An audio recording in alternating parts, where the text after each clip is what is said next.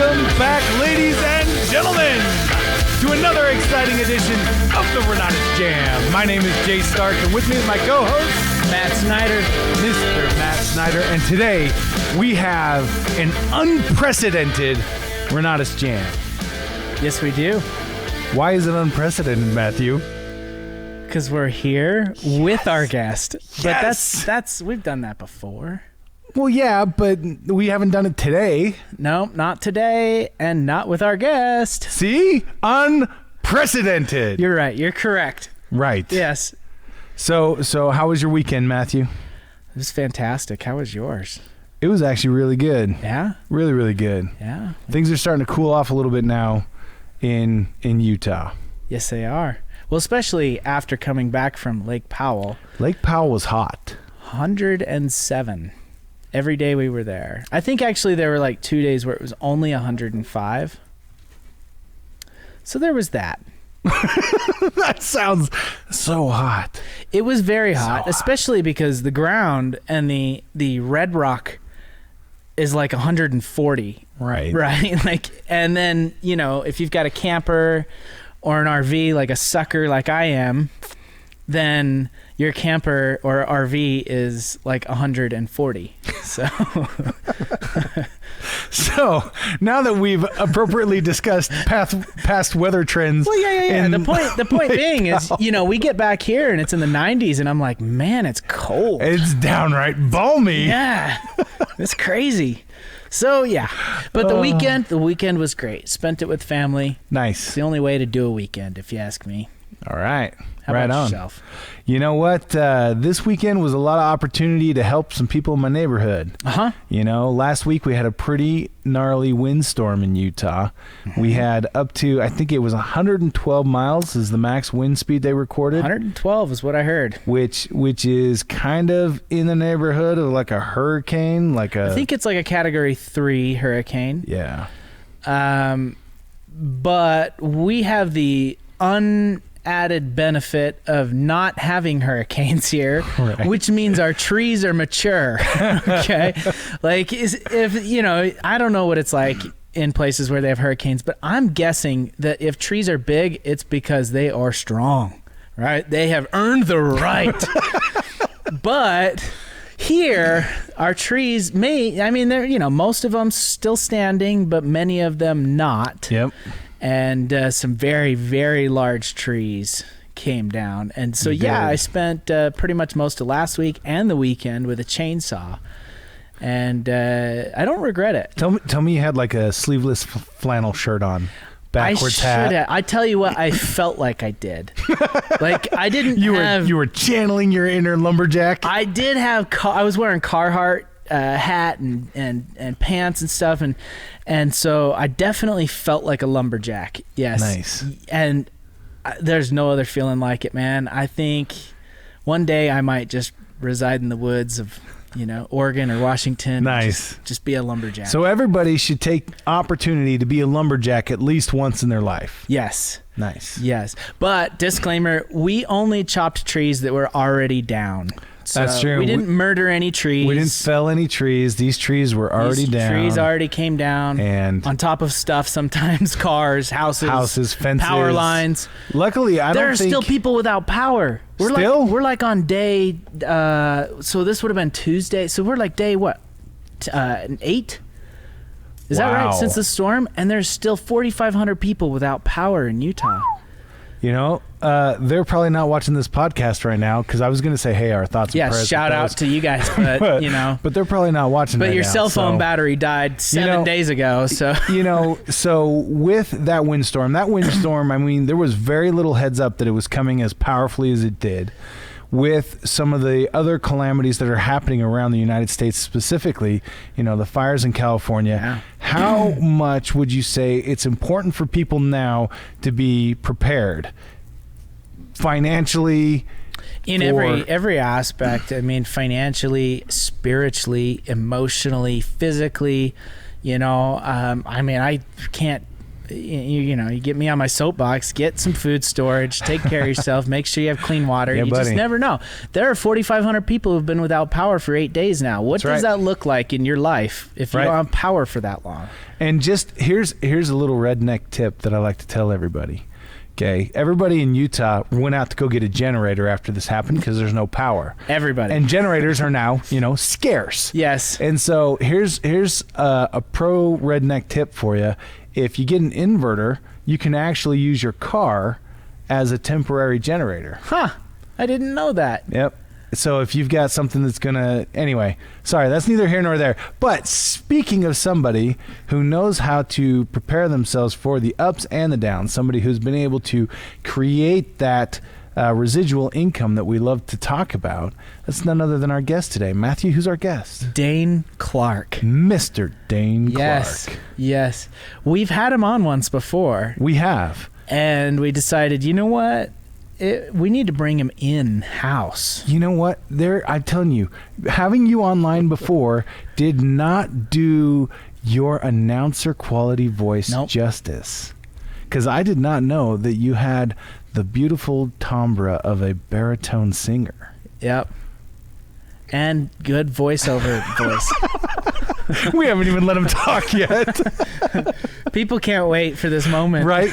And here we go, ladies and gentlemen, Mr. Daine Clark. Hello. Whoa! Look at that. Oh my gosh. Yes. Podcast out. Thanks, guys.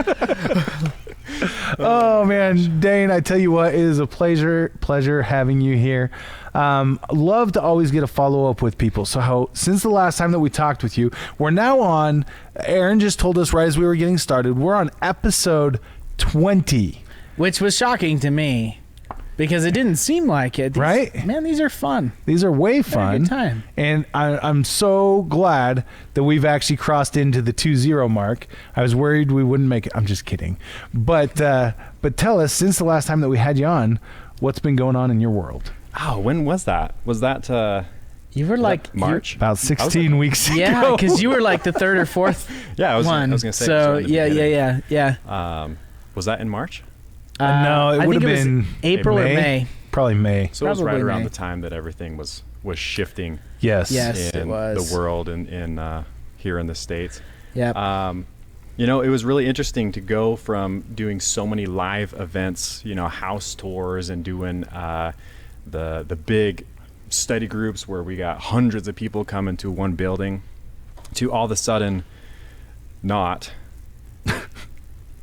doing any of that. Right. And they tell us like, hey, you're not allowed to touch people, high five, hugs. You got to go home and you're going to do all that on Zoom. Yep. Right. So how did you cope with that? It sucked. Yeah. I mean, I love getting to know people, which is weird because coming from where I came from, being crazy shy and an introvert, I learned that, man, I like people. Yeah. So being on Zoom and trying to So get you're people to be like, high five me on your computer screen, it wasn't. I'm going to high five the camera right now. Yeah, So that's interesting to me. So you're an introvert, Mhm. but you missed the interaction with people. Yeah. Me too. Yeah. Believe it or not. You're an introvert? Yeah. When did you make this decision? No, I'm just kidding. When I woke up this morning. No. Yeah. Believe it or not. So I know, Mr. Clark, in the last few weeks, we started posting the current leaders of the 5-Star Winner Circle. And I think you're at number 2. Is that right? That's what I saw. I was blown away. So you're still getting spanked by Nate Lambert. I'm just saying. He's just trying to put a little fire. Yeah, Nate told me. Yeah. I'm sure he did. He probably called you. It was like 3 a.m. Yeah. He's probably in like India or something. Right? He's traveling the world. He's like, hey, by the way. Yeah. Yeah, it was cool. It was cool to see that, working really hard. I mean, ever since things changed and we had to go all online, it's been a fun transition. It's been a learning curve, but at the same time, it's opened me up to where I'm like, holy cow, like I don't have to be here. Right. Yeah. I mean, I've been closing business, even real estate deals, all over Zoom since this whole thing went down. In fact, we just closed a deal where we literally, like, usually you have to go into the title company, you got to notarize and all that stuff, and they did it all over Zoom, and they make you have your camera on and like watch you sign it. Wow. No way. and they still stamp it with a notary. But it helped me realize, like, man, I could run this business anywhere. In fact, my wife has been trying to get us to go in the RV. So that's why you're bugging us. Well, I hope you have. So Daine, before the podcast, Daine was asking us about where Jay and I, we had a big family shindig down in Lake Powell. And if you have T-Mobile, you're hosed. So Cool. Get Verizon. You're going to go down there. Verizon's the only way to go. Yep. Yeah. If Since you're this going whole to thing, because we Bullfrog. have been traveling a lot, I actually have Verizon and AT&T on one phone. Oh, nice. So I get the best of both. So you said Verizon works? Yep. I can still run Zoom. Verizon works. Run Zoom from Lake Powell. All right. Yep. You have certain, just it was weird. Yeah, we had fast internet speeds in the middle of the night, and then I don't know if it, our father-in-law seems to think that it was because everybody else goes on the lake and they're using up the bandwidth, but I was getting like half a gig, if that, internet speeds, during the day. Huh. So I don't know. Anyways, Half a gig is pretty fast. I'm just saying. it wasn't running any YouTube videos on how to fix it. Hey, you know what? We don't need to go into that. I wasn't going there. Careful. I'm gonna. All right. So in the transition, you even talked about, going from those live events to the Zoom. That was an opportunity for learning, and I think it's interesting because I hear this so much in the Renatus family that people are excited for learning opportunities. Mm-hmm. And as a kid, that would have blown my mind because I did everything I could to get away from learning activities. Anyway, so you had these opportunities to learn. What are some of your biggest takeaways? And I don't mean necessarily what could be done over Zoom, but maybe with how to interact with and connect with people in such a remote manner. Yeah, I noticed that a lot of networking, where you used to go to like a local RIA, or if you used to go to just a local meetup or anything like that, a lot of them were also running things on Zoom as well. And so, I used to travel a lot during the day, and so I'd go here, go there, look at a deal, or meet somebody at an office or a Starbucks or stuff like that. And so instead of traveling 1 to 2 hours a day, it allowed me to attend more things like that.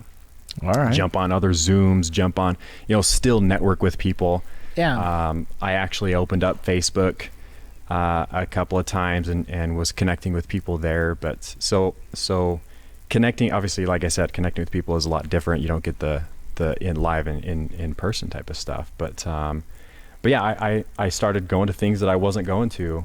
And as things have changed, they've been allowing people to open up and go to, like, I just went to a local RIA event. It's not a Renatus thing, but it's awesome for networking. It's awesome for meeting more people, Toastmasters. But you just had to wear a mask, and they set up. It was funny. It was like me and one other guy. We had a whole like huge table, just the two of us. So the social distancing stuff still happens. I went to one event, and I love going to events that people pay to be there, because you have a higher quality type of person. So I went to one event. Well, that's interesting.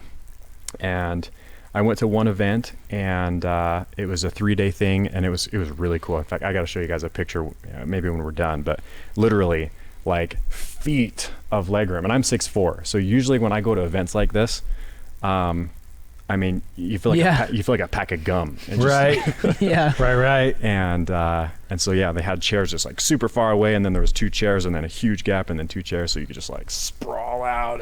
Anyway, so, but going to events like this, you still wear a mask and follow the CDC guidelines. But yeah, you meet these people that paid to be there. They have a different mindset. Right. And it has been an awesome, because now more than ever, people are interested in real estate investing, because it's so hot.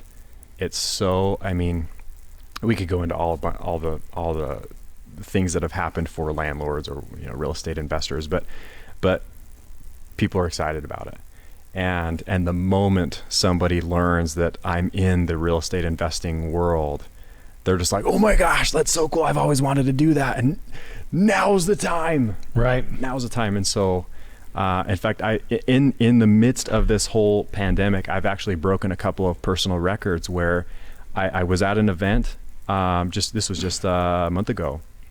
And I met somebody on a Saturday. It was like 6 p.m. right at the end of the event. I was trying to network with just a few more people before everybody went home. And I met this couple, and just started talking. Told them I was into the real estate stuff, and they're like, "Oh my gosh, so are we. In fact, we own one rental. We've owned it for 5 years. It's out in Indianapolis or something like that. Mm-hmm. We bought it for like $50,000, and we just can't figure out how to get more." And so I scheduled the appointment to sit down with them, and I could tell they were just on fire. Like they were so stoked that they met me at this thing and that I was talking real estate with them. So Saturday at 6 p.m. and then we scheduled an appointment, a one-on-one for Monday at like 4. By the end of that appointment, they had purchased their Epic combo. They paid. And so I broke a personal record. That's awesome. With how fast I met somebody to hello, nice to meet you, shake their hand to Right. I'm a Renatus student. Yeah, no kidding. So take us a little bit through that. I'm really interested in that progression. We were having a conversation yesterday, and Matt and I were both just blown away with the questions that you ask and the way that you ask them. So how do you go from, hey, I'm in real estate, to here's some more education for you? Mm-hmm. Yeah. So usually when I meet somebody, I try to start first with just the intrigue. And so I've got a couple of lines that I learned from guys like Scott Rowe and Michael Huggins and Richard Stock, and these guys that everybody looks up to in the company, to just have these little one-liners, these little points of intrigue. And so one of the things that really, really works for me, because again, being an introvert, I'm not good at formulating sentences on the fly sometimes. My brain goes faster than my mouth does usually. Yeah. And so typical introvert, I guess. Yeah. And so I have to script things out, and I have to say the same thing to almost every person. It's always a different conversation because their answer is different. Right. But one of those things is saying the phrase investing in real estate. I stay very far away from saying things like real estate investor. I feel like a lot of people say that, and I always, whenever I would do that in the past, I would have to clean up a lot because people think, oh, you're a realtor. Yeah. It's like, no, you got to all clean up. So Right. investing in real estate, get them interested, and then they start asking questions like, oh my gosh, that's so cool. How long you been doing that? I've always wanted to get into that, stuff like that. And then I'll immediately start qualifying them. I'll start asking them questions. Some of them are to, I don't want to say like distract or divert them, but really I just want to know where they're at. Yeah. And so if somebody asks me, about the investing, I say, oh, that's so cool. In fact, how long have you been interested in getting into real estate investing? And I pulled that one from Jordan Belfort, actually, Straight Line Persuasion. It just kind of gives you that basis. Like, how Right. long has this been in your mind, on the back of your mind? And I always get a story. Or I try to get a story, I should say, out of them. How long? When did you decide? What did you see? Who did you see? And oftentimes it's friends, family. They saw somebody. They saw HGTV and Chip and Joanna Gaines, and it looks like they're making all this money, or what do they call that? Flipping Vegas or whatever. And so I ask that question and get the story, and then I follow it up. And again, it doesn't matter what they say. They could say anything. And then I followed up with like, cool, so what have you tried so far? Like, what have you done so far towards your interest? And oftentimes I love that question because that will tell me if they've already invested in Right. education. Oftentimes people will tell me like, oh yeah, I purchased this company. I've been looking at deals on Zillow or something, whatever. Some people say, oh, I haven't done anything yet. And I say, and then I'll follow it with like, cool. So that means you're in, and I try to like help them, place themselves where I'll say, oh, cool. So it sounds like you're in that phase of learning. And I try to get them to say things like getting educated. I get them to say it though, not me. Like, cool. So it sounds like you're in this phase of where you just want to learn everything you can before you start taking action, right? And they're like, yeah, you know. And so then I start learning about the, what have they done, and oftentimes more stories. And one of the things that I can't remember who I learned this from, but oftentimes whatever they say, it's going to trigger another question where I can get them to, tell me more. I love that one. Tell me more about that. Right. And then one of the things I love to ask as well is like, so when you think about investing in real estate, what kind of a monthly income do you want to generate from it? Do you want to, when you start making enough money with it, do you want to do it part-time, or do you want to do it full-time? Or, maybe a little bit like me, where I started part-time and then I went full-time eventually. Yeah. And so again, just more goals. And then I ask them, so, and if they've already invested in real estate, then I can ask like, cool, how close to that goal are you? Like if they say, I want to make $10,000 a month in investing. Yeah. Then it gives me that question. How close are you to that? And so like this couple that I met that I talked about that, basically 48 hours they were students. They were like, oh yeah, we cash flow like $200-300 a month on this property, but we actually just had to replace the HVAC or roof, or we had all the cash flow got wiped out. But you know what? At least we're not negative, Yeah.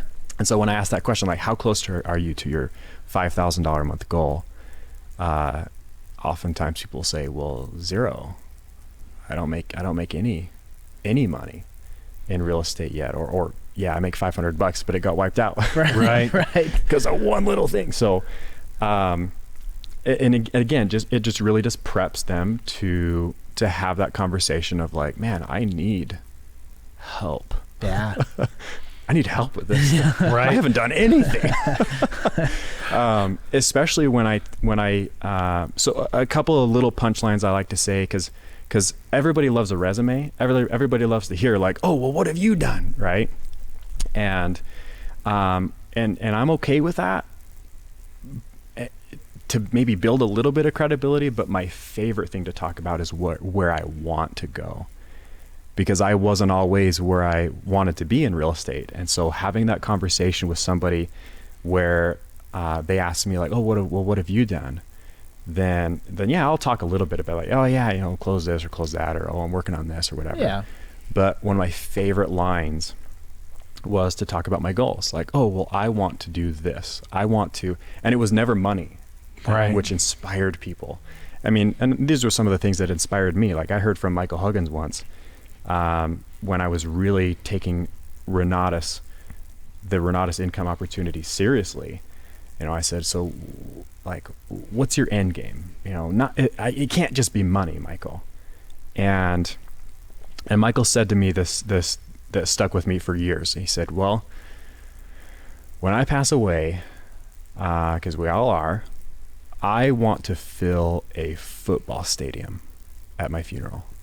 I want to have touched that many people's lives in a positive way that they want to show up and show their respect or show their gratitude. Yeah. Because I helped those people. Yep. And there I was, in my mid-20s, had just become 5-star, maybe made a little bit of money, just thinking like, just drooling almost like, man, I want that. Yeah. And so I started setting goals around stuff like that. Like, how many people do I want to help? I love the mission statement of Renatus. We want to empower 1 million people. Sometimes for me to say something like that to somebody, they're going to be like, oh, good luck, Daine. Right. Right. You're like one guy. Oh, what are you, like 6'4", $190? So I'd start saying things like, I want to help 1,000 people. Yeah. And so that one gets them. Oh my gosh. Like I love that one, where I'll say like, I want to help 1,000 people, get into, and we got to be careful with compliance and stuff like that by saying, hey, I want to get you into, stuff like that. But, Right. But basically saying like, I want to help 1,000 people, put themselves in a position where they can start picking up real estate deals, using other people's money, all the things that we teach, or that is taught in Renatus. Right. And that one gets them. And oftentimes I'll even if the conversation goes deep enough, like, yeah, like I even want to see if I can help one person do multiple, create multiple streams of income. And I had one gal actually one time say, cool, well, put me down for like, I want to buy 3 properties. I heard it right as you said that. I'm like, I want to be that guy. Yeah. I'll be your multiple. Right? Right. I've sold many a combo off of that phrase that where I say my 1,000 goal. And, I want to help 1,000 people. Usually it's around whatever they're talking about. Right. And in fact, if I think about all of the record time where I met them and they closed, it was at an event that we had both paid to be there. I said that phrase, my goal is to help 1,000 people do this. And they were just like, cool, put me down as one. Like I want to be, and I even saved some of those text messages where I met one guy named Brad. This was, I think it was November last year. Same thing. I want to help 1,000 people. And we go back and sit at our seats because we were, in the event, they were like, oh, like go connect with somebody. I was like, right. Perfect. Is that hard for you as an introvert? I don't want to derail what you're saying. It's funny you ask that, because typically somebody that would say I'm shy, I'm an introvert. Yeah. They would say yes. So, I mean, I guess I could say it's hard. It's uncomfortable. Like you had to get out of your comfort zone. But if I have a script, it's easy. Okay.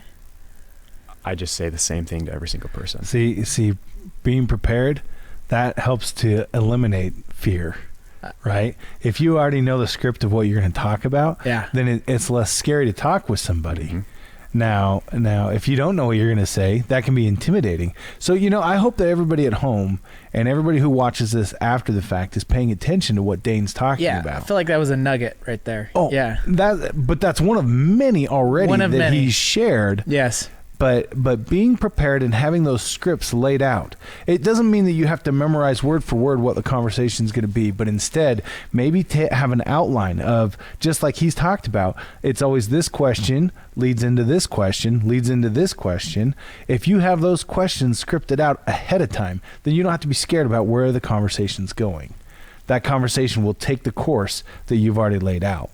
Most people don't come in that intentional, that deliberate, and so as you're asking those questions, they're going to respond. And there's the old adage: the more the other person talks in a conversation, the better they feel it went. Yeah, exactly. And in light of that question of is it hard as an introvert, the word selling used to scare the crap out of me. Is it okay if I say crap? Actually, you just did. We're going to have to bleep that one out. Oh, crap. Dang. Oh, man. Just kidding. Now we're at 3 bleeps. There's a record for us. Thanks, Daine. Kicked off Facebook. We only have 2 bleeps left in the bleep box. So yeah, I'll be careful. No, you're good. You're good. But I just can't remember what I was saying. So sorry to take you off track. You were going back to being an introvert. Yeah, how difficult it being an introvert, and it used to scare the crap out of you. Yeah, the word sell. Yeah. And in fact, Jay Massey's class in the bonus track of the AIT, it's called I can't remember what it's called either. Real estate sales success. Yes. People refer to this class so much. Changed my paradigm, changed my world, and just my relation to the word sell. And then Garrett Gunderson, also in the bonus track, he talks about, he says the phrase, all wealth, every penny that has been earned by anybody ever as a W-2 job, as a business owner, entrepreneur, I don't care. All wealth is created through conversation. Yeah. And when I was able to really like grasp that, it was just like, cool, I don't have to sell anybody anything. You just have to converse. I just have to converse, have a conversation with somebody, and here's my talking points. I'm going to talk about this. I'm going to talk about this. I'm going to ask this. Nugget after nugget. We need to promote the crap out of this podcast. I just got to let that one sink in for just a second, because I'm just thinking about that. We talk about being intentional. We talk about being on purpose so much, and this is just another way of highlighting that same idea, which is being prepared. part of being intentional is being prepared. You have to know what you're about before you go somewhere in order to start creating those results. And I love what you talk about, that all wealth is a conversation. Mm-hmm. Or is built, or is created through conversation. Created through conversation. So structure your conversation. Right. Mm-hmm. Yeah. I mean, I could trace every dollar I've ever made in Renatus back to a conversation that I had with someone. I could trace every single real estate deal I've picked up back to a conversation with somebody. Even if I get a lot of these where I'll have a conversation with somebody who then inspires them to have a conversation with somebody who has a conversation with somebody, and then that person is like, oh my gosh, like, where did you hear that, or how did you hear Yes. And then they're like, oh well, you gotta talk to him, and they're like, oh well, you gotta talk to him, and then you gotta Right. So I mean, closed combos that way, where somebody talked to somebody and then it came back to me. Picked up real estate deals with $100,000 of instant equity because I had that conversation with somebody, and then it came all the way back. Again, I don't sell. I just have those conversations. I ask them the questions they want. And something I've just noticed in you talking here that I know that there are some that struggle in marketing and they don't do. Like you're saying, you're going to events and then you're not only are you conversing with people, but you're looking for that opportunity to take they're going to call time or whatever, and you're trying to get out there and talk to as many people as you can during that time. Like you eagerly, anxiously engaged in talking to person after person, which I know is difficult for some people. And I know that in their mind, they've shown up to an event to converse, but they don't actually get out there and do it. And then therefore, they struggle or whatever. And so that's the key right there. Yeah. And I guess if I even take the step back, in that light, like how do I start the conversation? Because even that I had to build a script for that. Yeah. And I cannot remember where I got this acronym. It might have been John O'Neill. But he started with FORM, FORM, where you ask people questions about their family, their occupation, recreation, and then money. And usually people don't like to talk money when you just meet them. So Right. I changed that again. And I hope this helps people realize that my system might not be your system, and I adapted this to me and my personality. And so I dropped the M and I said, cool, my new acronym is FOR. I ask questions for people. I ask about their family, I ask about their occupation, and I ask about their recreation, taken from Woody's question of, hey, other than work, what are you most passionate about? What are you passionate about? Right. Right. And so if I'm asking somebody questions, in fact, it'd be cool if I role play with you for just a moment. You bet. Of how I transition into the investing in real estate phrase. I'll meet somebody, be like, hey, nice to meet you. What's your name? What's your name? It's Matt. Matt. So nice to meet you, man. And then immediately my brain is thinking F, family. Matt. Or from, you could do from or family. If I'm at an event, I'm going to be like, hey, where are you from? Yeah. Where are you from, Matt? Oh, it's South Carolina. South Carolina. Yeah. Nice, man. Did you drive all the way here for that? It was quite a drive. Right. But, with COVID and everything, I could do it at 110 miles an hour. Nice. Good Nobody's for you, on the man. road. Good for you, man. You got family, wife, kids? Yeah. I got a wife, 4 kids. Nice. How old are they? Yeah, 10, 8, 6, and 1. Dude, that's crazy, man. In fact, are kids expensive? I'm just getting into the kid thing. My kids are a little younger.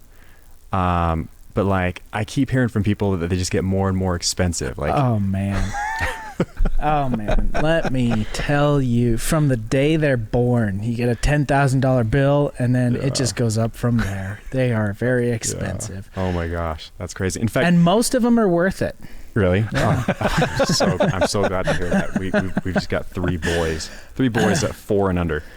A lot of people think we're glutton for punishment. You must be, man. But dude, you seem like a really sharp guy. What do you get to do for work? So I'm a paper salesman. Really? Yeah. How long have you been doing that? 12 years. Yeah. And so you see, these are just questions that are they just roll off. Like I don't care how you answer. It's conversation, man. I'm going to ask you how long you've been doing that. Yeah. Right. It doesn't matter. Anyway, so sorry. Back into role play. Do you like it? Do you enjoy doing the paper thing? You've been doing it all these years, or Yeah. You know, I do enjoy it, but you know, we've had to look to other places to expand our business, as you know, the internet has obviously taken over many of the things that we used to do. So, yeah, you know, I like it, but you know, there's always a little bit of a concern for job stability there. Mm-hmm. Oh my gosh, have you actually ever considered getting involved in investing in real estate before? Yeah, you know, I mean, I've never really thought about it. I got some friends that do it though. They're you know, they're doing pretty good. They're making money in this economy. Yeah, it's crazy. I actually met a guy who was in the print industry. He wasn't selling paper; he was selling print, and his wife, her parents were into the real estate thing, and he, you know, when she kept on trying to get him to get into that, and she finally just said, you know what, I'm going to do this, and she started investing in real estate for them. She started making more money than he was at his day job in their real estate investing. I mean, it's just the coolest story to hear this couple where he was bringing in the income and she was investing in the real estate, and I mean, just created this dynamic duo. But how was she doing? How did she do that? So in fact, I had a question for you. Yeah. So, sorry, break. You're good. My brain is going like two different ways. But, It's all good. We're having two conversations here. Yes. I just got to ask Mike, are you channeling Michael Scott? Is that what I'm hearing over there? No, I mean, because he doesn't have any kids. I guess that's Pennsylvania, not South Carolina. Yeah. All right. So, just, you know, thought, what's a dying industry? Sorry, paper. Yeah. I don't know. Maybe it's not. I don't actually know that, right? Like, sorry, we are total left field here. Go ahead.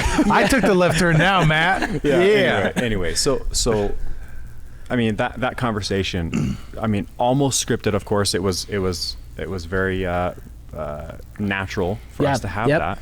But I mean, I'm going off a script in my mind of just hitting these points, right? And you'll notice that I just ask you the acronym of the 4: family, occupation, recreation. And the moment I see an opportunity, the whole time I'm asking these questions, I'm listening to them, but I'm looking for an opportunity for me to say, oh my gosh, have you ever considered getting involved in investing in real estate? And what do you do if they just say no? If they say no, then they're not for me. Yeah. I'm not gonna beat that dead horse. Yeah. I'm just gonna be like, cool, and I'll just move on. But like, you know, I'll probably try to like break that conversation as quickly as possible. Yeah, on to the next. Yeah. Right. Yeah. So, you're working. Yeah. Exactly. Yeah. And so whether that, if I find it in the from or the for, you know, the family, right, then I'll bring it up. If I find it in the occupation, then I'll bring up. And there was one guy that I was working this, you know, working through the 4, asking him questions, and he just gave me no opportunity to bring up the words investing in real estate. And so finally I just blurted it out, you know, just almost like out of cue. Investing in real estate. What? Yeah. Basically, I think it was just like, I was like, oh dude, I've actually been thinking about getting involved in real estate investing. Have you ever considered doing stuff like that? You know, so it was still kind of natural. Yeah. But it was just like, I made it just like, hey, this just in. And it was cool because he lit up, and that was actually the very first real estate deal I ever closed. Oh wow. Was because I blurted that out, and he goes, oh my gosh, I actually have a property that you probably want to buy. And no way. And I had just finished one of J.A.M. classes on the financial strategies and the real estate sales success actually. And the more I chatted with this gentleman, the more I learned that he didn't want to sell that property. He needed to. He was in trouble. He was up against a wall. Well, they saw that in between a rock and a hard place, something like that. Yeah. And he needed to close in like 11 days. And so I was able to create a solution for this fella and found myself in that first real estate deal. When really I was just trying to sell Renatus. Isn't that interesting? Or I shouldn't say sell. I was trying to have a conversation about Renatus. Sure. Right. And he brings up this real estate deal. And so I've noticed that that's how, again, all wealth is built through conversation. Truly. If the conversation goes to like, dude, I need help with my real estate, then I'll be like, cool, let's help you. Yeah. Or if they're like, dude, I want to get into that, then I'll say, cool, let's help you. I mean, even raising my first money to get into my first real estate deal, I was chatting with a gentleman. I'm going through the things, tell me about your family, tell me about your occupation. I'm a really successful business owner. I have no time, but I have money. And again, I'm asking him about investing in real estate, and those were his answers. And basically the conversation ended up where he's like, well, Daine, if you're trying to get into that, then if you ever come across a deal, call me. I'll basically be your bank. And I was like, here I was just brand spanking new in Renatus, didn't know what the heck I was doing. I was just like, okay, just like get off the phone, like hyperventilate a little bit. But then I go have that conversation with that guy that I blurted it out, and then I call the other guy and say, hey, dude, I think I got one. My gosh. And found ourselves in lined it up real estate deal, and closing combos the whole time. A lot of people ask me, like, Daine, how do you split? You're working in your real estate business, working in your Renatus business. And I say, I don't. I talk to him and her and him, and wherever they need help, I help them. That's what you do. Because I ask them all these questions and figure out what they need. So, and just find any opportunity. Whatever they say, I don't care what they say. They could say, I just signed up for an underwater basket weaving class. Yeah. They'd be like, oh my gosh, have you ever considered investing in real estate? Because everybody needs a place to put those baskets that you wove underwater. Of course. Exactly. Makes sense. Take space. Think about Joanna Gaines, put that in all our houses. There you go.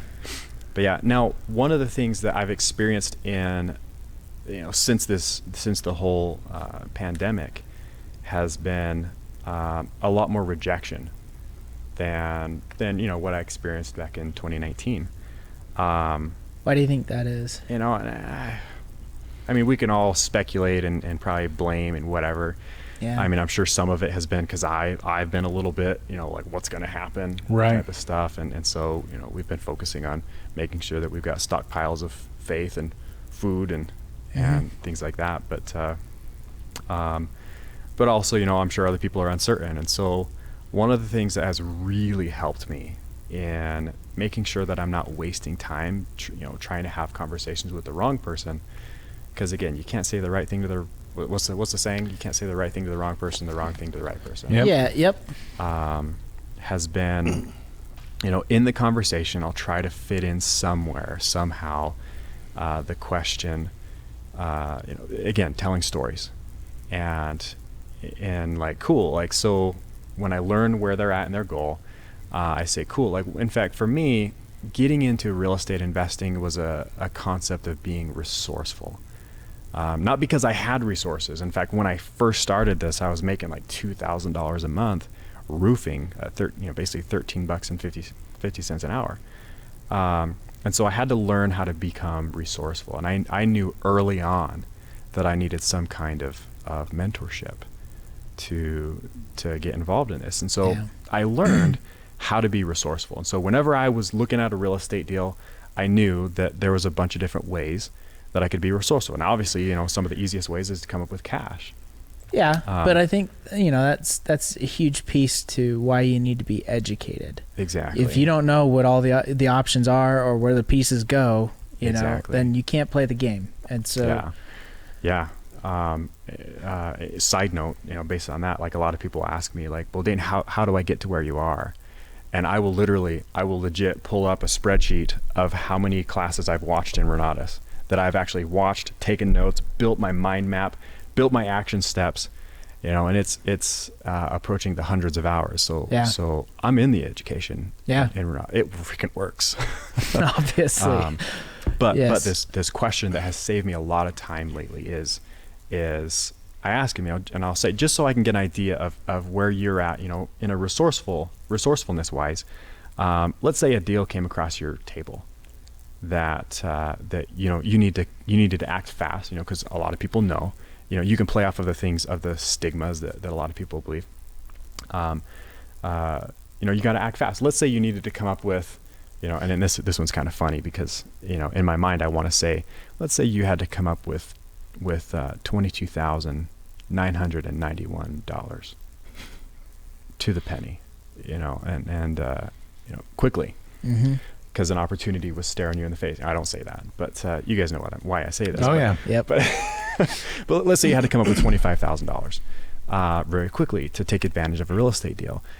A couple of ways that I've been able to be resourceful, or in a conversation, from the easiest or the least amount of conversation to the longest, was obviously cash. But also, like, some ways that I've taken advantage of a real estate deal where I had to come up with stuff quickly was pull it out of my lines. If I already had some lines of credit, then I could take advantage of that real estate deal very quickly.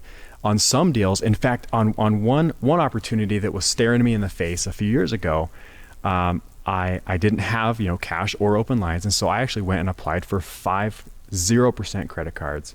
I had a company professionally help me do this, but 0% credit cards for 0% for 12, 18. The longest one was 20 months, and I was able to take advantage of that opportunity, and I'm glad I did. And the nice thing about those lines was, after I, took advantage of it, I paid them off, then I had those lines, and I still have those today. In fact, they've upped them by probably double what they were originally. So some of those are lines, taking advantage of, in the light of taking advantage of something quickly. Some of those were like 401ks. People can actually use 401ks to borrow against or use for real estate. Some of those, in fact, one of the ways that I had to fund a deal and be resourceful was literally call everybody I knew had that kind of money and say, hey, have you ever considered getting involved in real estate? Have you ever considered getting involved in real estate? Until I found somebody that was like, yeah, I want to get involved. I've been surprised at how many people are like that. Yeah. That they want to get involved somehow, somewhere in real estate. Right. And so if I break, you guys know what I'm doing here. Let's break character, or whatever you want to call that. All I'm doing is going down through the Helios ways to fund the education. Right. And I'm making it sound cool. I'm making it, I've got stories. I tell my own story. Yeah. Right? I basically just told them how I bought Renatus. Yeah. Without saying I bought Renatus. Right. I'm just warming them up. I'm prepping them to be in that resourceful state. Right now, they're creating it in their own mind, thinking to themselves, I'm resourceful. Yep. I could do that. I can, exactly. That's a potential right there. Exactly. That's amazing. And then I'll turn around and be like, so let's say let's say you had to fund a deal, of $30,000 and you had to close quickly. Like, which, just so I can get an idea of where our conversation might go, which one would you be able to do? And then they tell me. Right. And I'll say, cool. I'm going to give you my one-on-one time then. Right. Because I've had some people say, oh, I wouldn't even go for it because I couldn't do any of those things. And I don't know anybody. Yeah. I wouldn't even know who to call. Then I'll say, I don't say this to them, but in my mind, I'm already like, cool, I place them in a box of, right. I don't know how much I can help you. Right. But for example, like I just did this last week with a gentleman that I'm going to meet with tomorrow morning. And he was in that category where he's like, oh man, like I'm all these complaints. I'm broke, my divorce, and stuff, work, my credit, just all these complaints. But he keeps telling me, he's like, dude, I am so connected though. I'm so connected. I know tons of people. And so what I'll sit, and so to him, I say, all right, you've earned my one-on-one time in one way. And so when, again, he doesn't know anything about Renatus. He doesn't know, not yet. He will by tomorrow. Nice. And we can get into that, how I introduce that in just a moment. But when I sit down with him, it's going to be more of the ICM opportunity to say, hey man, let's leverage, if you're telling me you got nothing, if you are not resourceful right now, let's help you become resourceful. Yeah. I'll show you how to do it. And it's going to be, introduce the ICM opportunity, but here's how I introduce it. I don't say, hey, come and become an ICM for our Renatus. Right. I mean, he's going to be like, what's Renatus? Right. Even if he knows what it is, he's not fully and entirely sold. Right. To be like, cool, well, I can't afford Renatus, so how am I going to sell it? Yeah. I'll sit down and I'll tell him, all right, here's what you're going to do. And I'll tell him a story. Always stories. I'll tell him a story about somebody who did exactly what I'm talking about. I say, all right, you're going to make a list of 10 people. And here's what you're going to do, those 10 people. And again, I tell a story of meeting that guy and closing that first real estate deal. meeting that guy and having him give me The money. money, Right. or finding a deal, and I'll start saying, all right, here's what you're going to do. These 10 people, you are going to say the words investing in real estate to all 10 of them. I don't care what you say before that. I don't care what you say after that. And even if I get into that story where like the guy didn't even give me an opportunity, I just blurted it out. Hey, I'm thinking about getting into it. What do you think about that? And then I say, and I tell him, here's what's going to happen. You do this 10 times. Imagine what's going to happen to your mind when you do this 10 times. It's going to be, probably a little difficult. You're going to struggle through it, but you're going to learn. These first 10 are your training wheels. Yeah. Because here's what's going to happen. You're going to say the words and then you're going to get stuck. And so then you're going to be like, well, have you met Daine? Yeah. And that's how I get lots of referrals. You go talk to 10 people, say the words investing in real estate. When you get stuck, and again, send them to you. I have a template group text that I say, as soon as you get stuck and you're like, okay, I'm gonna bring Daine in, then you start this group text that is all templated.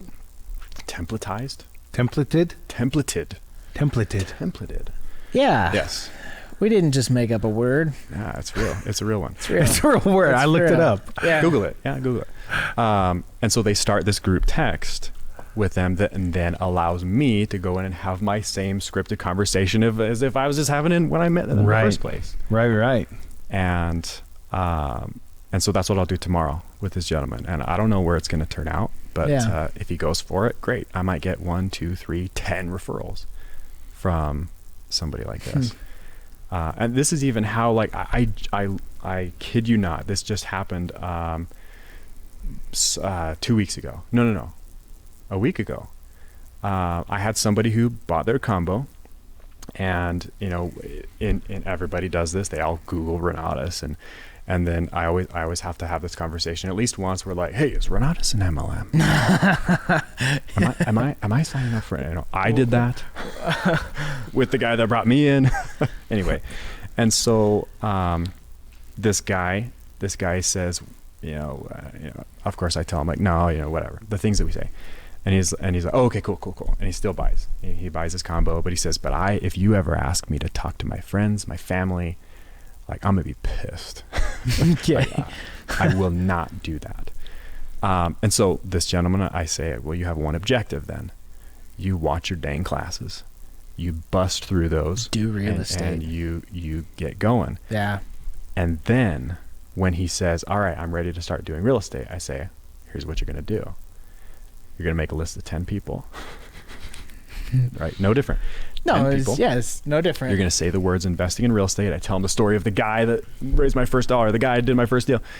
And I say, that's what you're going to do. And by golly, a week ago, this gentleman comes to me. He says, hey, I've been doing it. I met an attorney, and I'm so he's actually telling me that he's having good conversations with attorneys, realtors, title agents, friends, family. And he says, I was talking to one of my buddies, and he is like, he's killing me. He's like, dude, how are you learning this? Where are you learning this from? And so I kid you not, the man who tells me I will never talk to friends and family about Renatus, he says, Daine, can I connect you with this guy? I think he wants to buy Renatus. He doesn't know about it yet, but I think he wants to buy Renatus. And I don't want to talk to him about it. Will you talk to him about it? And I say, yeah, sure. Yeah, I'll take the sale, whatever. Yeah, I'll help. I guess. I'll help you, brother. And so I'll sit down with him and explain, like, well, you can do this one of two ways. I can send you a referral fee, or you can become what's called an ICM. And I'll let him decide. I'll tell, explain the benefits and whatever. That's exactly what I would do. But it's ultimately it's his decision. Let him make the decision. I'm not going to say no to that person if he doesn't want to become an ICM. Right. I'm gonna say, let's help this guy. Yeah. That wants to get involved. So referrals. Nice. That's awesome. I wish we had more time, because I want to hear about the whole process, about introducing Renatus, about how helping him take those first steps, and kind of some of what those conversations look like. But we're unfortunately running short on time. No worries. We need a part 2 one day. I'm long-winded. Yeah. Oh no, this was great. This was fantastic. Oh man. I hope that everybody at home took copious notes. And if you didn't, go back, watch it again, and take those notes, because Daine just laid out a step-by-step format for how you can begin to introduce yourself and begin to create that vision in others of what they can become with Renatus, with you. And I think that's phenomenal. I mean, just listen. I'm just sitting here drinking it and just going, oh, yeah, I can see that. I can feel it. I'm sitting here going, yes, sign me up. I want to be one of those guys, too. I want to be one of the 1,000. I'll be the first guy that's going to do it over and over and over for you. Yeah. Oh, that's awesome. This has been a great podcast. Sure has. It's been nice having you in studio, too. Daine. Yeah, my pleasure. Thank you for coming again. And we'll definitely have to follow up with you shortly in the near future, maybe on episode 30. Yeah. Cool. We'll do a part 2. All right, man. Yeah. Sounds like a plan. I want to give a big shout out to Mr. Aaron Peterson. Thank you so much for being our line producer today. On behalf of myself and my co-host, Mr. Matt Snyder, thank you so much for joining us for another Renatus Jam. Renatus rocks!